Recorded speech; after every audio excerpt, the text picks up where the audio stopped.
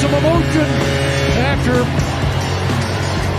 a winning performance here tonight as he makes 20 stops in a 3-2 victory. Welcome to episode 138 of the Tip In Maple Leafs podcast. I'm Chad. I'm Dale. So we're coming to you tonight after the Leafs defeat the New Jersey Devils 3-2. Mark Giordano makes his Leaf debut, playing with mustache himself. Yes, sir, he did. Speaking of that, mustache. I mean, that's top priority here, is it not? Like, let's be serious here. Yep. So great to see that too, eh? Like Liljegren is rocking, he's back and just rocking a fresh new mustache. Everything else is completely gone, just a mustache on Liljegren. Love to see it. Someone else has a new mustache too. Who's that? I did not see that. Take a good look at my face. Oh my God, what am I? I'm blinded by the light. You see that? I did, yeah. I don't know why. See that horse vagina on my lip? I don't know how I missed that, man. Rushing around last minute to get things cooking here for the stream. That is sweet, man. That is sweet. So now they're going to go on a run. Clearly, you got a new mustache going here. Yeah, I did it for them. Oh, I'm predicting doubleheader, like back-to-back wins against the Habs and the Panthers on the weekend, 100%. Now that you got that stash cooking. Oh yeah. Okay, see, like I have lighter hair than you, right? But like I kind of got my own little thing going here. If I shave the rest of it, I could be cooking a dirty Liljegren stash. Not quite as dirty as that, but so maybe come Sunday night after the Florida Panthers game for our next podcast, you might see me with just a mustache. Well, I may have to get rid of this mustache. Oh no, I man! may have to. What are you talking about? Oh, my wife won't even look at me. Oh, dude, She's just like, it's so gross. You just got to tell her to take one for the team. I think it looks amazing. So how could it not? So what made you do that? Just switch it up or what? Yeah, I just thought, for the Leafs, something to bring a little good luck, get ready for the playoffs. I thought maybe I'd grow a mustache. I love that, man. Absolutely love that. So so Giordano makes his debut in the fucking Justin Bieber jerseys, eh? Like, what do you think of these jerseys? I told you the other night new jerseys were coming. You're like, oh, I don't know. I hadn't heard anything on them, but then, yeah, you were right, man. And at first I was like, oh, I don't know, black on blue? I don't know about that, but I kind of liked it. I kind of liked the look. I thought it looked pretty good. Yeah, I don't mind, like, the black on, or the blue on black is kind of cool. But would you like the reversible, the whole Drew House thing with Bieber? Like that's the reversible yellow and gray or yellow and black. What'd you think of that? That one wasn't my favorite, but I think that's more for the young generation and not for us. No, 100%. Mitch Marner was saying after the game that he was like hoping that they could possibly like wear them. Like he was like maybe he thought they could wear them for the flip them around in the second half of the game or something like that. Yeah, well, he thought they could wear them for the warm up, or if not the warm up, like maybe during the game, like come out for the third period with them on or whatever. But anyway, so yeah, that didn't happen, obviously, but that would have been a little much for me, I think. But yeah, for sure. Well, anyway, they won the game 3-2. Yeah, they beat the New Jersey Devils 3-2. That was their fifth straight game, eh? That they wore a different jersey in every fucking game, going back to the Heritage Classic. Oh yeah, yeah. Like are you talking like road away? Yeah, the Heritage Classic Arenas jersey, and then they came home and wore like the home blues, and then the St. Pat's jerseys, and then in Nashville they wore the road whites, and then they're back wearing these fucking Bieber jerseys. So, well, there you go. Now it's all that shit is done, and we're back to just normal fucking threads for the rest of the year, I imagine. So, yeah. Oh, that's all right with me because it's the playoff drive. It's time to get ready for the playoffs. The trade deadline's over. Peter Mrazek's back from the dead. Before we get into the game, did you know that Tim Hortons put out a special Timbit yesterday, and like for Biebs and the Leafs jerseys? Yeah. No, what was it? I don't know. It was just like it looked like a chocolate Timbit. Chocolate glazed with like blue and black sparkles or blue and white sparkles on it. But it was like a special edition for this next generation game. But like these jerseys aren't for me. Like I don't mind the blue on black, but like for the kids and stuff, like the next generation, if that's what it's all about, then whatever, right? But I don't know. You get a lot of like old school people that I don't think like this stuff very much, right? Yeah, no. I don't mind it. I don't mind them doing it once in a while. And it didn't really, I don't know, it didn't go that far off what they normally wear. Like, it was black on blue, but it was still their logo. Had they wore the other side with the smiley leaf face and the there's yellow, no way. No way. that would have been a lot different. But it was still their logo. I thought it was kind of cool. It was really kind of weird at the start of the game watching the black jerseys and the black helmets. Yeah. But I got used to it. Let me ask And you if I sound a little stuffed up, it's because I got a cold. Oh, are you nursing something here? Yeah, I got a cold. Okay, that sucks. You don't sound that bad. You sound all right. All right, good. And you look absolutely fantastic with that mustache. So, loving that. But I gotta do it. Oh, I should turn the comments on. We are live streaming right now. Yeah, comments would help. That's welcome, all right. Chris. Chris is back. Welcome, Chris. So we're going to be live streaming while we're recording the podcast. So if you're listening to this podcast, you might hear us talk to the people that are live streaming with us, bring up their comments, answer their questions. We'll keep it going. But before we start and get into the game, I wanted to bring this up last podcast, but I didn't. And I just thought, let's just get it out of the way right now. I got emailed last week, and I'm being blackmailed for all my money. I got an email. And the guy's like, Mr. Chad, we have hacked your webcam. We have video of you. You like to jerk off? You like to touch yourself? We have video of you doing this, and we will show everybody. We will show the world unless you pay us $10,000. I was like, 10 grand. 10 grand, man. Holy shit. 10 grand. I was like, all right, two things, man. Two things. Number one, I'm not a desktop guy. If you think that I'm sitting playing 5-on-1 in front of the desktop, you got another thing coming. I'm not a desktop just guy. Before you keep going, I want to be a desktop guy, but I can't because I've said this before on the podcast. We share so much between like us doing this podcast. Sit in front of your computer? Kind of.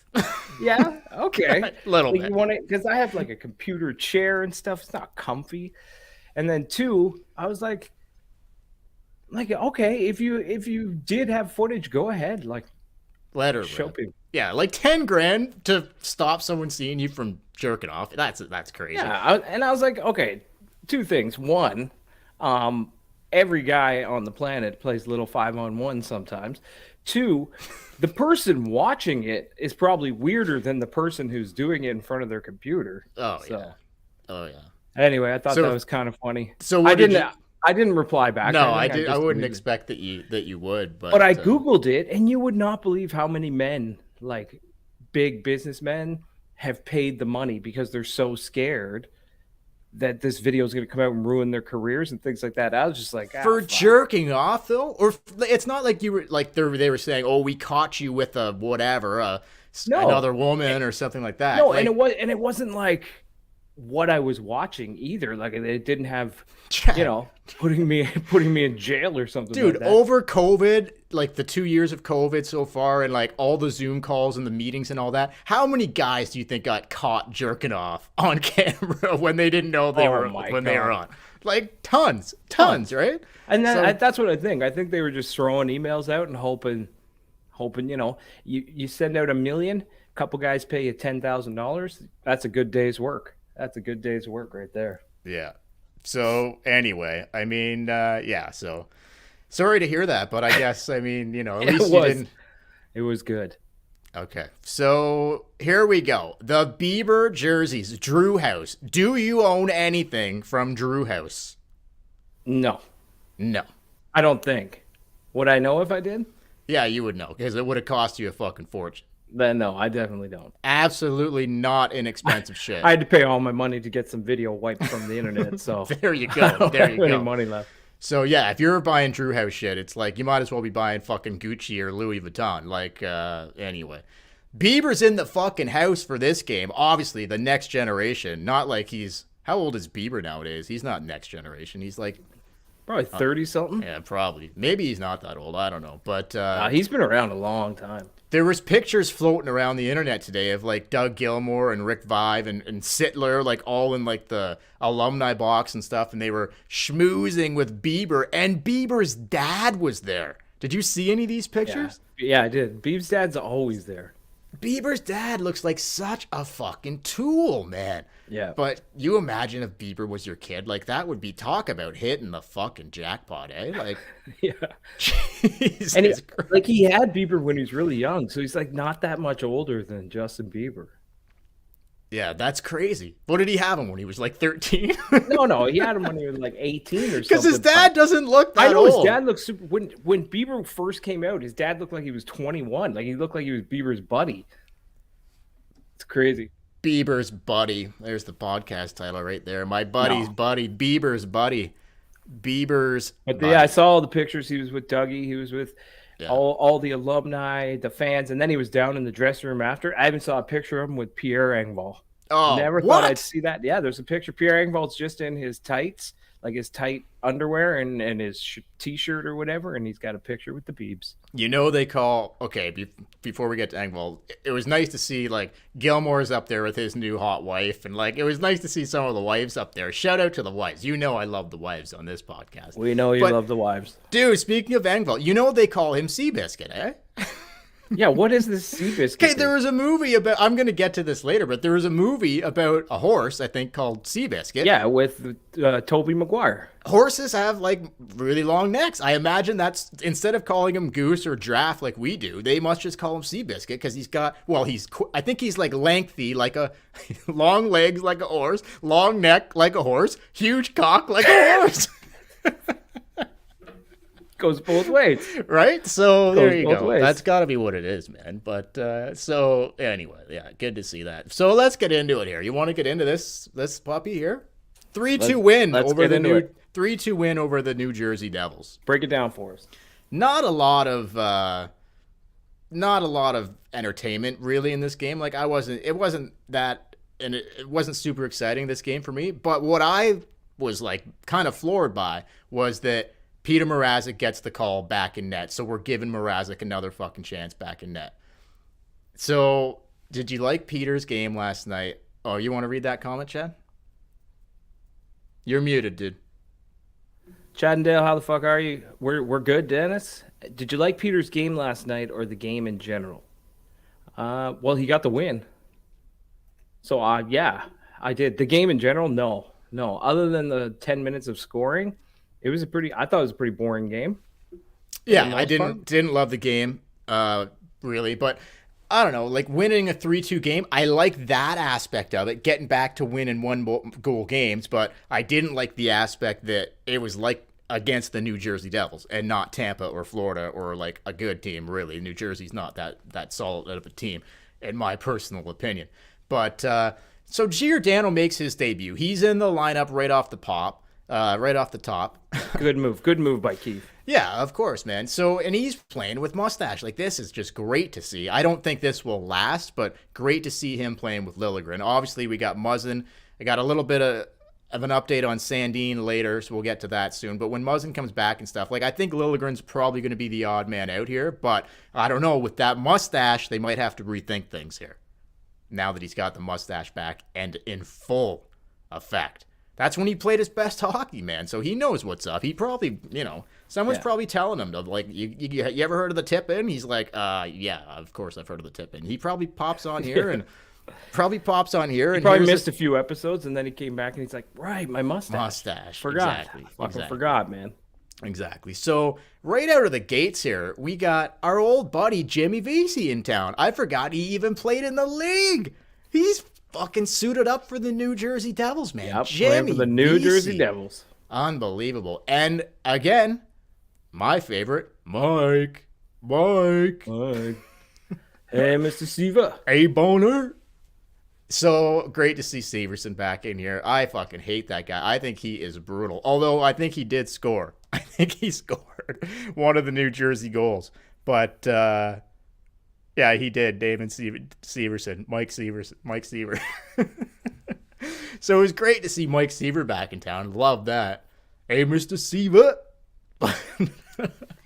So, anyway, man, we get cooking. Mrazek ends up he lets in 2 goals on 22 shots. The first goal, like, Leafs take 4 penalties in this game. Jersey gets 1 power play goal. I believe it was the first goal that went off Labushkin. Mrazek had no chance on this goal, right? So, like, what are you going to do? Like, wasn't a bad goal, whatever. The rest of the game, I don't know. Like, Mrazek kind of played okay, I guess.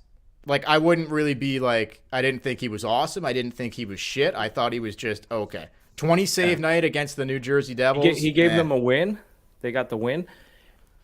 He was better than he's been. There was no soft goals. There was no goals like you said. They scored some goals on the power play, and the second goal he made the first save, rebound, winning. But there was no slipping through the 5-hole or getting beat in a weird way in a goal. There was nothing like that last night. So baby steps.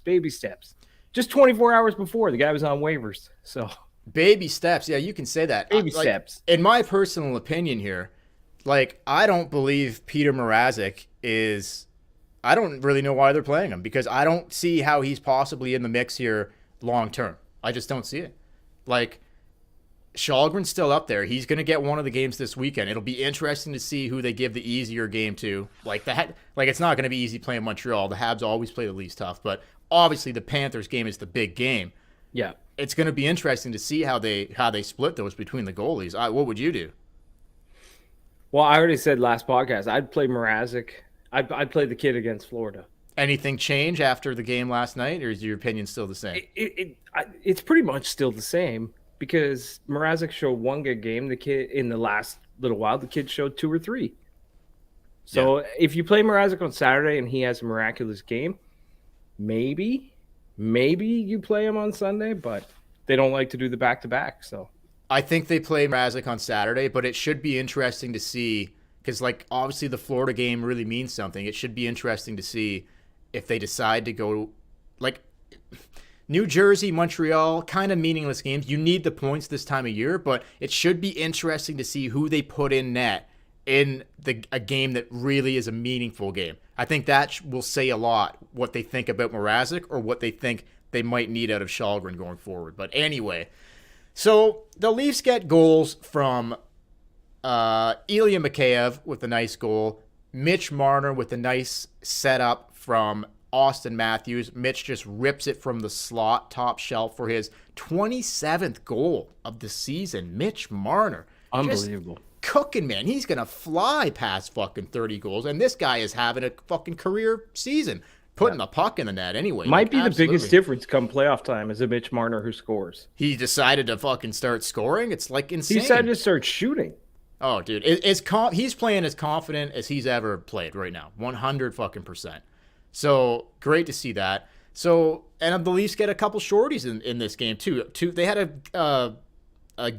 a game earlier in the season where they had 2 shorthanded goals as well. Here's another game where they have 2 shorthanded goals in the same game. Mikheyev gets the first one, and then Pierre Engvall, Seabiscuit, shout out, gets the game winner with a nice play. Like, he kind of stops and held up in front of the net and just ripped her top shelf. So Pierre Engvall, just ripped it just over the glove, just under the glove, over the pad. It was beautiful. I don't see a scenario here or a situation where they're going to take Engvall out of the lineup right now. Like, I just can't see that happening. No, it's not. It's not happening. That third, like, whatever happens with Kasha coming, like, no update there yet. Like, it's long term. We don't know if he's going to be back for the playoffs or by the end of the regular season. But Engvall, Mikheyev, and Engvall, Mikheyev, and Camp, that's your third line. Like, I don't think Engvall is coming out of this lineup for anybody right now, really. No. So, I don't know. He's played well. Like, he's having a good year. Someone else brought that up one of the other live streams we did. Engvall is having a fucking great season. He is having a great season. And I'm not a huge Engvall fan. Me neither, man. He's been playing unbelievable. He looks like he's taking his game to another level. Like, he's just maybe it's the guys he's playing with. I don't know, but Chris says Leafs went hit chasing last night, which I really like. Did you find that in the game? Like, I did find I found Labushkin. He's man, this guy's bringing something that the Leafs D hasn't had in a long time, and it's just straight, simple, hard hitting defense, cleaning guys up at the wall, blocking shots. I know he was the reason they scored the first goal, but he's just Okay, well, he led the team in hits last night with 4. Blackwell also had 4, and Giordano was right behind them with 3. So guess what? The 3 guys that Kyle Dubas traded for this season, those 3 guys weren't on the team fucking a month ago. So Blackwell, Lyubushkin, and Giordano, 4 hits for Blackwell, 4 hits for Lyubushkin, 3 hits for Giordano. Anybody else on the team, it was 2 or less. So there's an element right there with the new guys that they just didn't have before. And I don't think, like, they weren't fucking, like, clobbering people or anything like that. No, but they're just playing a sort of a solid stand-up game. Lyubushkin, he's been doing it night in, night out. I've been super impressed with this guy. I'll be perfectly honest. I didn't really know much about him when he came to Toronto. I knew nothing about him. No, like, I watched when he got traded. I went and read a bit and watched a few clips, but everyone kind of pegged him as this depth defenseman. He's more than a depth defenseman, man. He's a good, solid defenseman. He's not going to put up points, but I will have this guy on my team any day. He hits. He's always in position. I mean, we were missing that huge. We have enough guys who can skate and pass the puck. We needed a guy who could clear the fucking net, and we got one. Yep, totally agree. And I think Giordano, as he eases in here, I think he will be a great acquisition. Like, I think as he gets more comfortable, I think eventually you will see him with Brody. Maybe not, but I just think eventually you will see that. But Dennis says, got to admit, Peter's helmet was a fucking nice look. Probably saw the eagle in the shower, and then he says, hey, bud, stop wearing that fucking tinfoil bucket and fucking stop the puck. Well, there's no doubt. There's no doubt he saw the eagle in the shower. No, there's no doubt about that. There's also no doubt that, like, look, he doesn't wear the chrome bucket. He hasn't had any success with the chrome lid. He doesn't wear the chrome bucket, and he, plays okay enough to get the win. So here's an idea, Pete. Get rid of that fucking chrome dome. Just get a nice normal mask in there. Quit the shininess and just fucking settle in, and maybe you can help this team get a couple wins down the stretch. That's very unlikely, but anyway. So what, are we pinning it on the helmet here, or? I think he's saying he got rid of the helmet. And you got to give props to Eddie the Eagle for helping out another player. Because we sent Mrazek to the showers. Eddie had a talk with him. And I think Eddie's the one that put him on waivers. You're probably right. Yeah, Eddie's got a phone call to Dubas' office, like the bat phone, and Commissioner Gordon. He just picks it up, and it just rings right through. So, yeah. And it's like a special phone. Is that what you mean? Like Batman? Yeah. So Kyle picks it up and he knows who's on the other end? Yeah, exactly. It's, the bat phone, the belt, whatever you want to call it. Okay, so here's a question. Every time he picks up the phone, can he hear the shower running? Does he call from the shower? Yes, 100%. Shower's running. There's a beer cooking. He's got everything cooking. He's got everything going. He's got everything going, man. He has got everything going. Percentage, how much percentage of the day do you think Ed Belfour spends drinking? Oh, I don't think it's much anymore. Oh, he owns his own spirits company. He owns his own alcohol line. You know that, right? Is it called the Eagle? I don't know what it's called. I can't remember.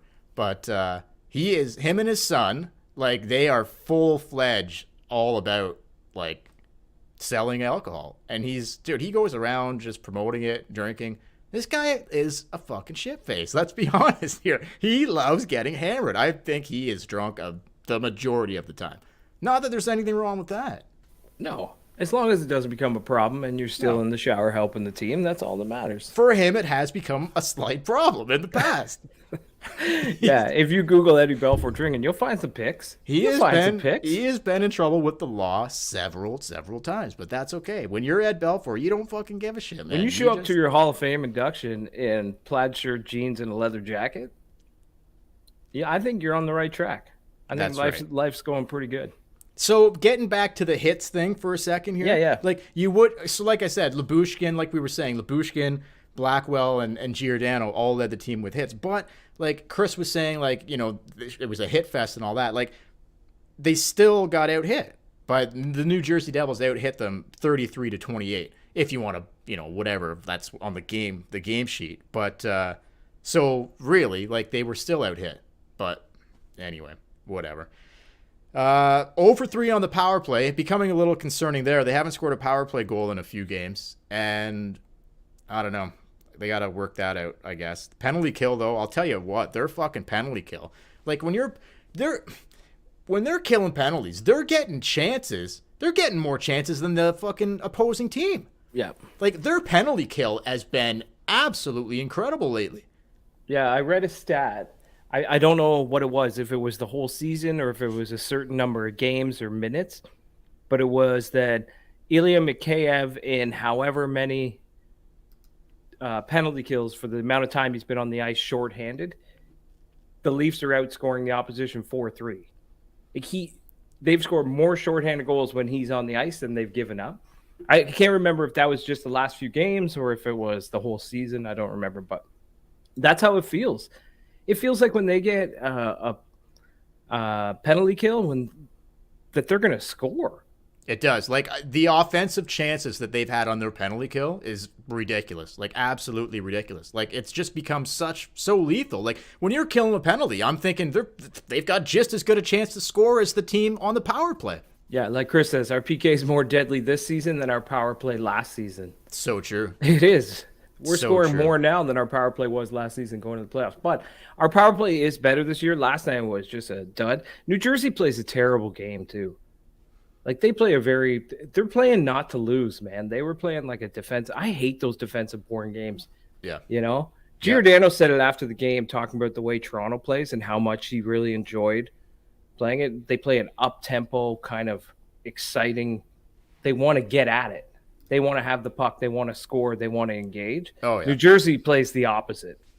They're like, we're just going to sit back and wait for a 2-on-1 and hope that you don't score on us. So Yep. I bet when they play Florida on Sunday, get ready for a hell of a game because those two teams play the exact same style. I hope so, man. I really hope they play Florida hard. So, okay, so I don't know anything else about the New Jersey game. Like, they beat the Devils 3-2. They get the much needed 2 points. They get their 40th win of the season. They move past the Tampa Bay Lightning for second spot in the Atlantic Division for the first time since like fucking November, maybe. They were cooking in November.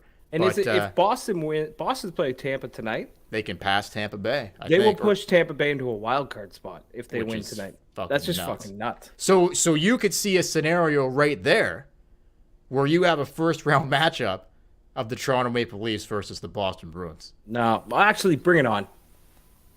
I'd love it.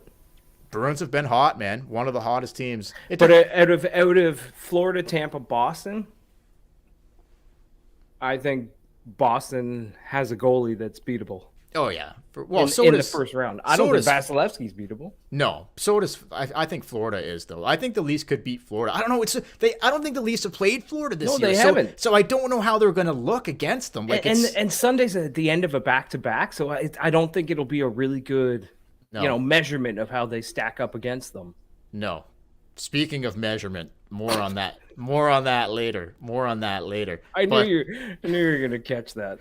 But look, man, no, you're right though, and it could be sloppy, man. Like depending on if Mrazek's in net, it could get real sloppy. If Shalgren's in net, it could also get sloppy. So I don't know. This Florida game's gonna be. When the hell's Campbell coming back? Okay, I think he's getting ready to go. He's gonna be at least. I think they're saying at least a week away. There was talk. They were asking today about could he see action this weekend. They're like no. So.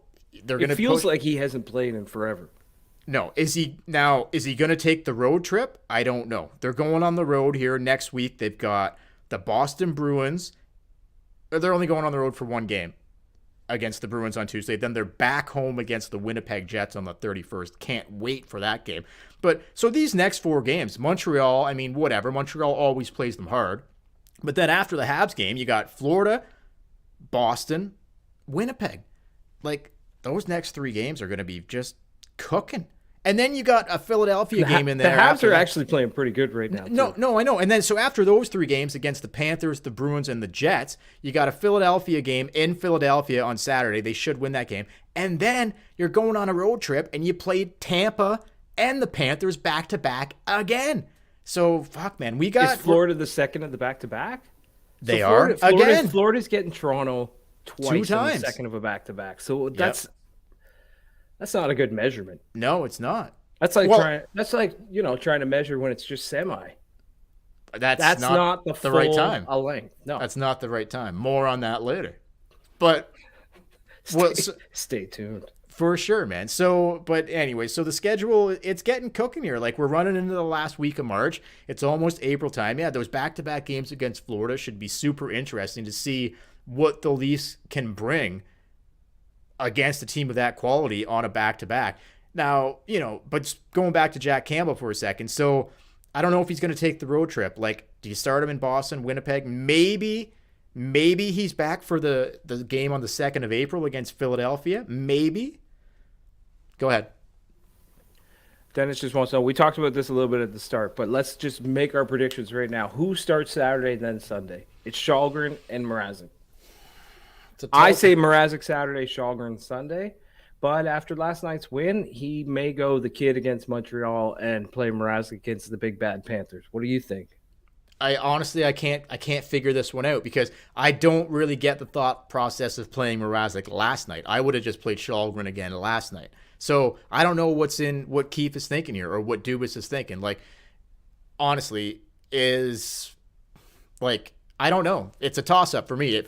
Coin cost. I don't know. Go either way. Maybe the mindset will be, okay, the game against Florida is more important, so we'll play the veteran, more experienced Mrazek, who's played like shit, instead of Shalgren. That's not the necessary approach that I would take, but that might be what Keefe is thinking. Maybe they give the easier game against Montreal to Shalgren and the more difficult game on a back-to-back to Mrazek. Maybe. But you take the chance that if Mrazek gets shelled on Sunday against the Panthers, that his confidence is gone. Well, what if the same thing happened to Shalgren?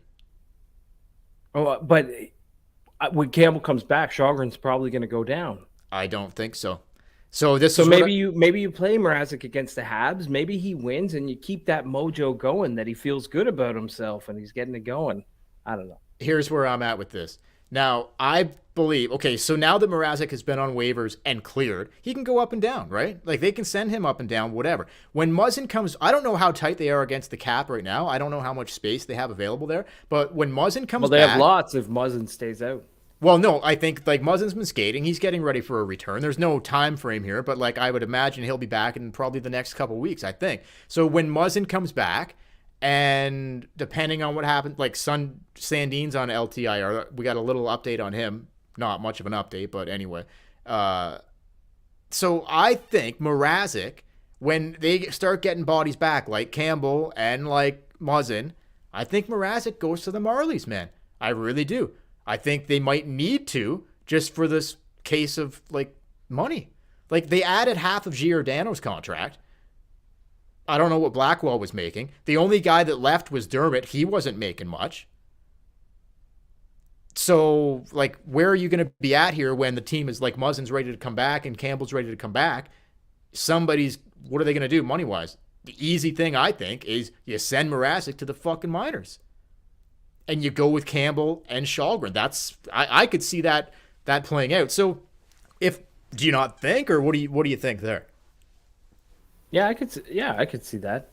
So if that is the case, if that's the case, then why not just kind of give? Because you are right. They have. I'm just looking at it now. They have $3.8 million in cap space. Jack Campbell's going to come back, and he has 1.65. Muzzin's going to come back at 5.625 to go against the cap. Rasmus Sandin 2. Now that'll put them over. So you're right. So I think you might see the end of Peter Mrazek when these guys start coming back. Like, dude, let's be clear here. They were willing to just have someone take Peter Mrazek off their hands for absolutely nothing. Like, they put him on waivers. They were done with this guy. They're like, if you want him, Did you hear Jeff Merrick on the 32 Thoughts podcast. No. So the Leafs have had double the number of people picked up off waivers, more than any other team in the I know league. that. Yeah. He said that he was talking to sources for teams all around the league, and when the Leafs put Harry Sater on waivers, there were a bunch. Yeah, he said there was like 7 claims on him, and not because they wanted him, just to fuck with the Leafs. They were like, yeah, if we can, we'll just do it to fuck over the Leafs. That's bullshit, man. Pick him up. Yeah, so someone was going to get him.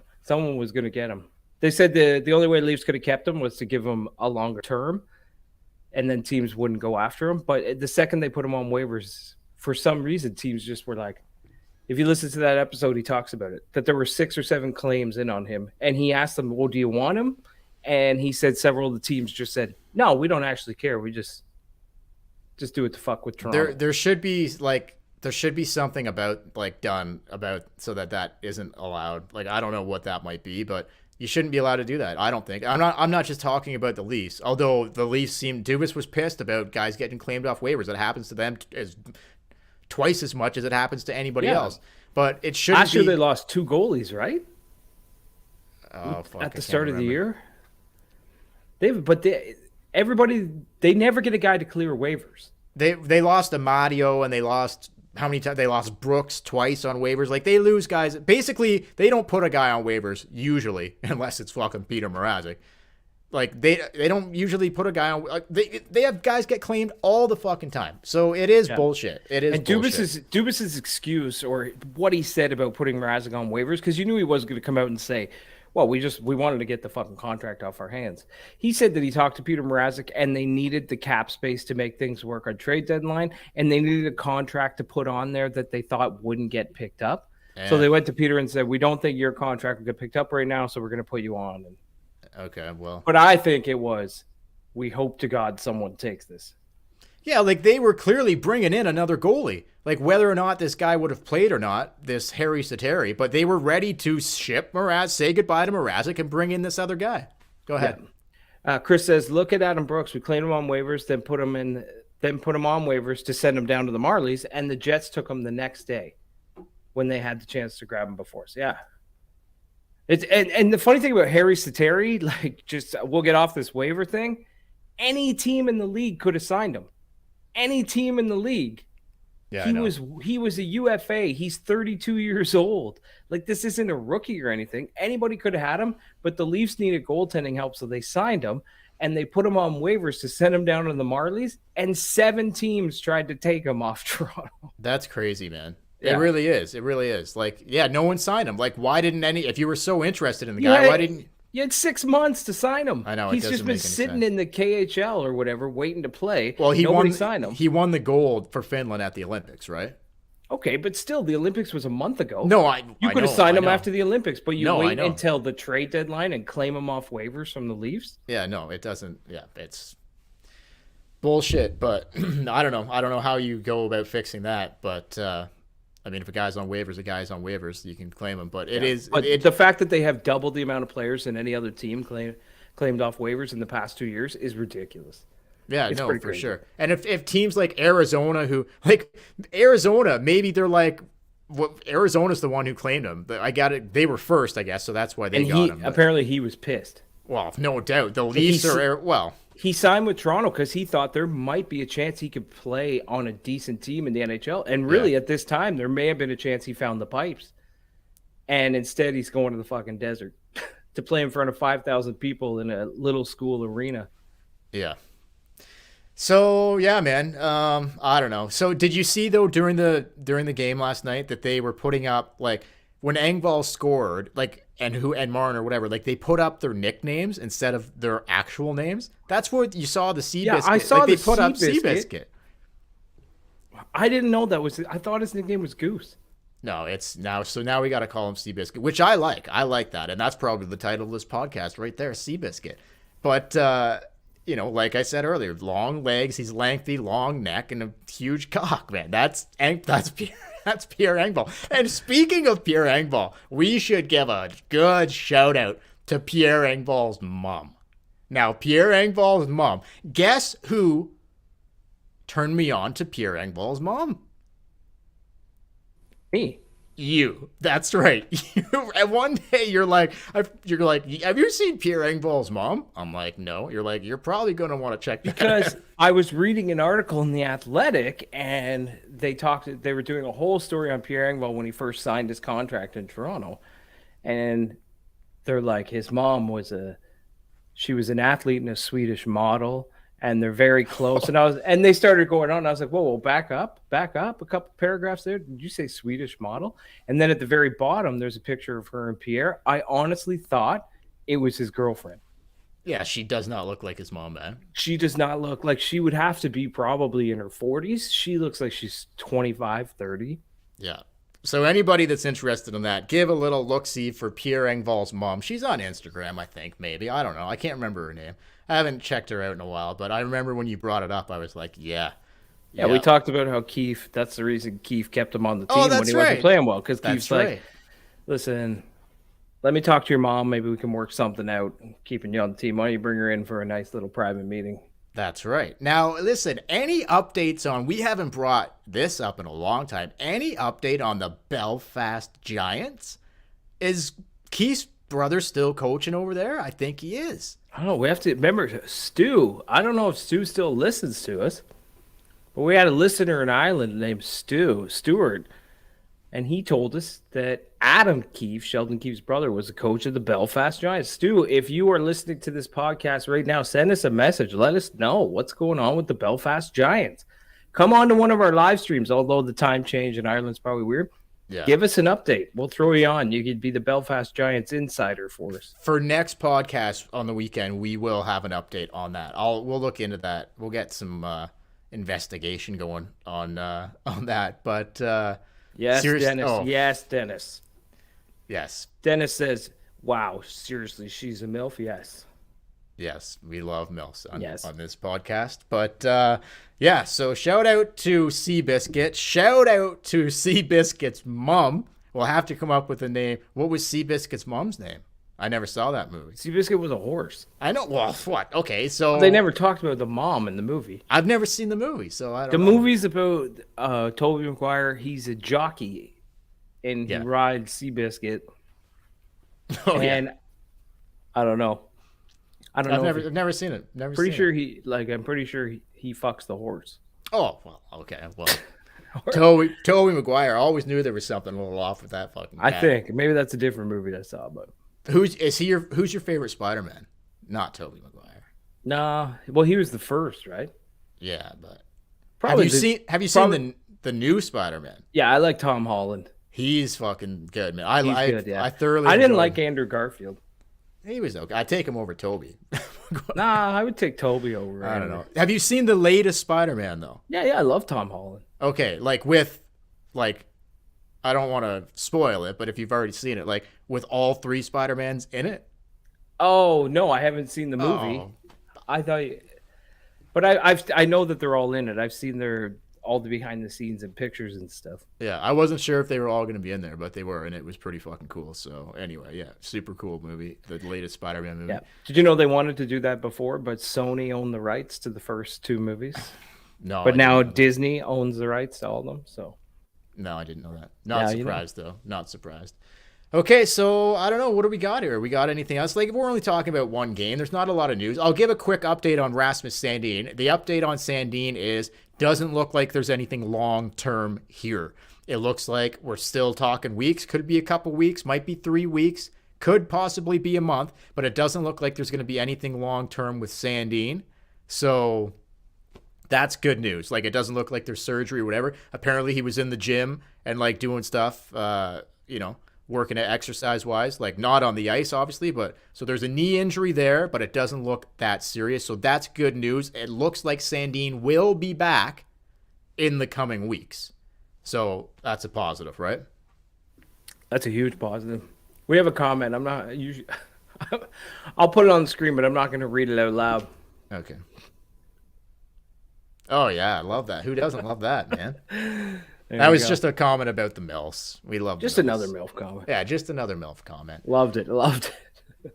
Yeah, man. So, Well, yeah. hopefully Sandin gets back for the playoffs. One thing before we get into measurements. Yes. One thing. When Muzzin is on the horizon to come back, what is the D pair is going to look like when he comes back? Is Justin Hall going to take a seat? Is probably Liljegren's going to take the seat? Yeah, I would imagine. But it's all going to depend on Sandin and like it's all going to depend, man. I don't know. But like they had Magnum playing with Giordano in the second pair last night over Justin Hall. Well, do you think that was the second pair? Like Brody and Hall, not the second pair? I don't know. Liljegren and Giordano played a lot of minutes. Hall had like 20 minutes of ice time last night. I'm pretty sure. I didn't like Hall's game last night. Well, he fucking played 20 minutes, so it's probably because they were killing so many penalties. But that's true. That's true. So I don't know, man. Like, okay, well, it's pretty clear. Like, who are the guys that are not going to be out of the lineup? Riley Labushkin, Brody Giordano, Muzzin when he's ready. Yeah, it's either Hall or Liljegren. Hall, Liljegren, or Sandin. Like, so but Sandin, we're gonna just assume he's out for a little while. Okay, so yeah, Hall or Liljegren. I mean, I think that they'll probably choose Hall in that situation. I believe. I might be wrong, but I mean, now that he's got the mustache, I think it's gonna be serious stuff here. Yeah, Dennis, don't be sorry. Don't be sorry. I loved it. We loved. No, we love all that stuff, man. Okay, so anything else before we go, or do you want to get into I want to hear this measurements thing. Anything else? Like, what did you think of Mr. Seaver? Were you happy to see him, or? No, I hate that guy. Oh, Seaver. I mean, I love Mr. Seaver on Growing Pains. Dude, there was a rumor going around that, like, the Leafs might have been interested in bringing in Severson. Did you hear that rumor before the trade deadline? Why? I don't think. Why? I don't know. I'm glad that didn't happen, but I don't think I would have been able to handle myself. Oh my God. If we had a Seaver playing for the Leafs, man, I don't think I would be able to control my excitement. If Mike Seaver played for the fucking Leafs, no way, man. I wouldn't be able to contain my excitement. I would be exploding. Because Mike Seaver's around. Boner's not too far away. That's right. Where there's a Seaver, there's a boner. That is for sure. Okay, so look at this, man. Look at this. Like, you were talking about measurements earlier, and I was going to bring this up too. Look, now I want to break this down. I guess we'll go home. We'll go out on this. So, but we'll be back. Immediately after the Florida Panthers game on Sunday night, we'll be back doing a live stream right after that game. Is that still the plan? For now. Okay. For now. Okay. If not, we'll do it Monday. Okay. We gotta try to go live. We will try for Sunday after the game. Gotta try to go live Sunday night. And I just want to on Sunday night. It's a huge game, biggest game of the year so far. But I just want to say, I think I jinxed the last podcast. Right off the top, I was so excited coming in on the trade deadline recap. I'm like, we got the kinks all worked out because our stream went to shit. Like the first couple streams, not so great. And then it all ended up fucking up the last time. So far, I didn't want to say anything out of the gates there. But don't you say it. So far, we're coming towards the end here. So far, so good on this one, right? Has this one been the best stream yet on like... Not content-wise, maybe, but... Maybe not content-wise, but definitely technical-wise. Technical, yes. This has been the best. Our cameras and our internet have held up. Nobody's been kicked out. I was a little choppy at the start. I was a little concerned, not going to lie. I didn't get kicked out and have to be like Garth on Wayne's World when Wayne gets fired. Yeah, I know. I didn't have to ride solo like that. Okay, so we might be for real getting the kinks worked out. After we get a few more under our belt, I think we'll be golden here. But anyway, let's get into this measurement situation. Now, I want to hear this. I want to break down this goalie thing like a science. Now, I was looking into this, and apparently, science proves.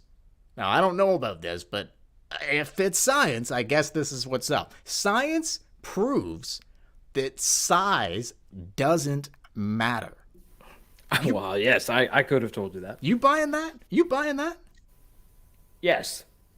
It's not the size of the plow. It's how long you stay in the field. Okay, well, I'm not sure exactly what we're talking about here, but let me go a little further. Oh, sorry. Now, how many inches do fans prefer? How many inches do fans prefer? There's a variety of sizes available. Sizes of what?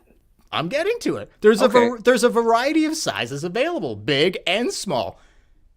Might be surprised to know, maybe not because you kind of just mentioned this, but you might be surprised to know that most people like a larger size for a one and done and a smaller size for a longer term commitment.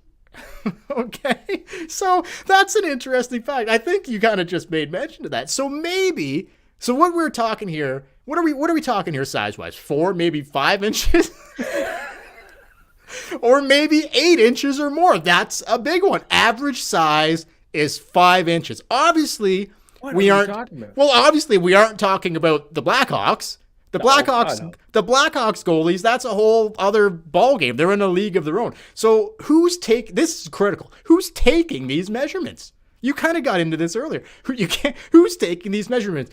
Like, you can't go, you can't measure yourself.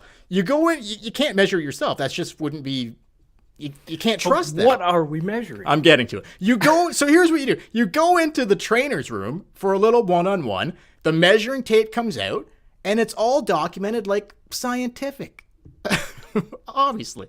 So it's very important not to measure yourself. Like I said, it's best done by someone else so that there's no exaggeration done. That's obviously the best way to get the correct measurements. But to some, it's different for everybody. Like, this is what I'm kind of saying here. Like, what's normal? Who's to say? There's a lot of contributing factors. Are they heavier? Are they taller? Skinnier? Do they like to shave it down? A lot of things go into picking the right size for the job. Now, what are we measuring? I'm talking about pad sizes here. I'm talking about goalie pad sizes. Right. Now, Eddie Belfour, and, you want to talk about goalie pad sizes, Eddie Belfour, huge. Absolutely huge. Huge. Well, no, he's not a very tall guy. Not super long, but I'm talking about his thick width. Like a fucking beer can, man. He is thick. Great girth on Belfour. Great girth, man. On his pads. Yeah, on his pads. So as thick as a fucking beer can. That's good. That's what you need. But he don't feel anything, but the puck sure does. That's right. And when you got someone like Mrazek and you got Shalgren, now let's compare these two. We're talking about pad size. You got Shalgren, who's big, tall, and lengthy. You got Mrazek, who's a little bit shorty, not too big there. So I would go average on Mrazek and probably a little larger than average for Shalgren. So look, apparently size doesn't matter, but in this situation, it might, right? When we're talking about pads, does size matter? I think it does. Science says it doesn't, but I'm out to prove that is absolute bullshit. That is absolute bullshit. So Chris says he's calling bullshit on science as well. There you go. There you go. So look, man, we will see what happens here with the pad situation. Now, does Peter need bigger pads to get him going? Is that his problem? He's always got maybe the reason Peter's got such groin issues. He's had the same size pads his whole life. Maybe the reason he's got such groin issues is because he doesn't have big enough pads. That could maybe he needs bigger pads. Maybe he doesn't have a big enough pads. I don't know. Shalgren. I could see it. I don't know. Like we'll have to figure that out. The suspense on that one leading up to what you were measuring. That was like 7 minutes of suspense. Well, how could you not tell I was talking about pad size? I thought you were talking about stick knobs. Oh, well, that could be all. You could throw that in there too, but some like a big thick long one, some like short stubby one. The pads are a little closer to the groin region, so that's why he gets hurt. That's why I thought it was more important to get to the science behind pad size, because it's just right in the groin area, and that's what I really like to narrow in on. that groin area. So, look, if you don't have anything else, Peter, lose the Chrome Dome. If you're going to keep playing net for the Leafs, just lose that Chrome bucket. Figure out the appropriate pad size that might lead you to success. Go into the trainer's room. Belfour's probably in there. He's got his pad size all figured out. Maybe there's hope for you yet, Peter, but I doubt it. I still think he's going to the Marlies, and we're going to see a combination of Campbell and Shalgren once this team is fully healthy. That's where I'm at with that. Well, you know what? That's a good note to go out on right there. Listen, everybody that joined us on the live stream, thank you so much for stopping by. And don't forget to follow us on Facebook and Instagram at the Tippin Maple Leafs Podcast, on Twitter at the Tippin Podcast. Email us at the Tippin Podcast at gmail.com. Check out our YouTube channel at the Tippin Maple Leafs Podcast. You can watch our videos there. You can also follow our live streams on YouTube. You can join the conversation. We show the comments. We talk after each episode. And until next time, we will. Hey. Do not measure it yourself. Make sure you have someone else do it for you. Get those pads and you know sized why? properly. You know why? Because goalies have a tendency to lie about the size when they do it themselves. That's right. You have to have someone else measure it for you. The girth on Eddie Belfour's pads like a fucking beer can. We will catch you later. Catch you later. Good night.